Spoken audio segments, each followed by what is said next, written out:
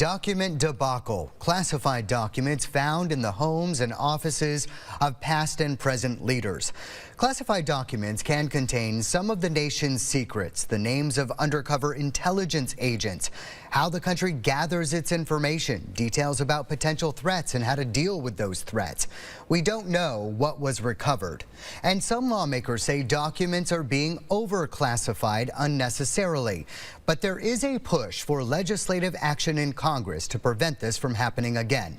However, former U.S. Senator Patrick Leahy tells me what he did to be certain classified documents didn't end up in his possession.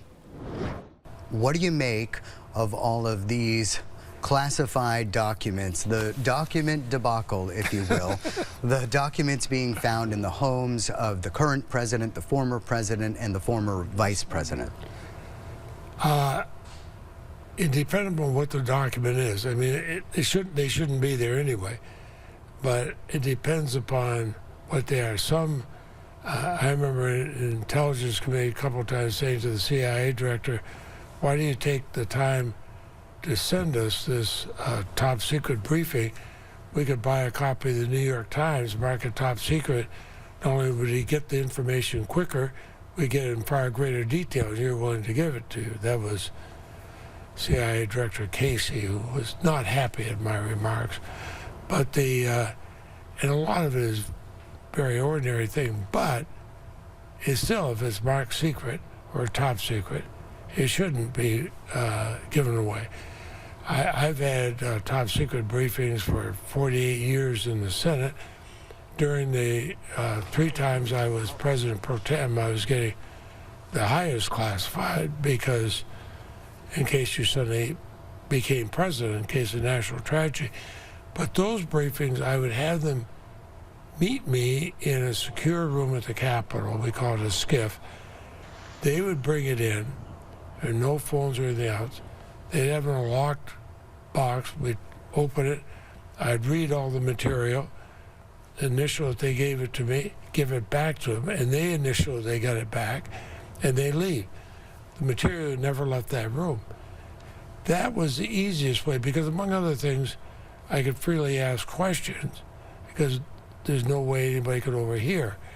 And that made it so much safer. And then we sent 3 or 4 18-wheelers up to the University of Vermont of all my papers from 48 years for the archives.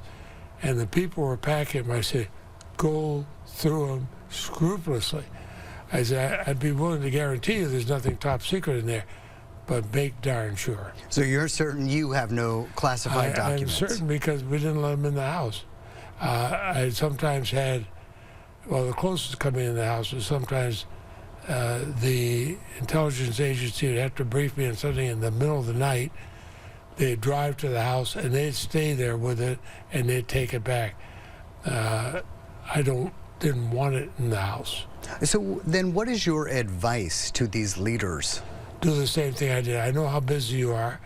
If you haven't had time to finish reading it before you go home, you're in a position that you've got all the security around it. Have the intelligence agent come with you. Finish reading it at home if you want, in their presence, and give it back. Plus, in fact, a lot of these things you can get an unclassified version. It will say in country A as opposed to country B, but not have the name of it. Take that. If you want to take it home and read it, take that. But if it's marked secret, top secret, or especially eyes only, or a code word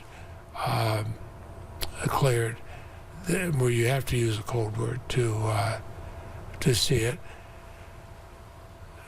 Don't take them. Something's bound to come up. You're bound at some time, if you have a lot of them, to leave them there. And then if you do find you had some in your office or at home, immediately call the National Archives and say, hey, come and get it.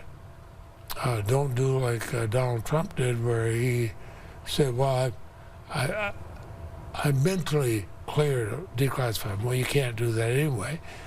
And don't make a big thing, resist it. Say, okay, we screwed up, come get it.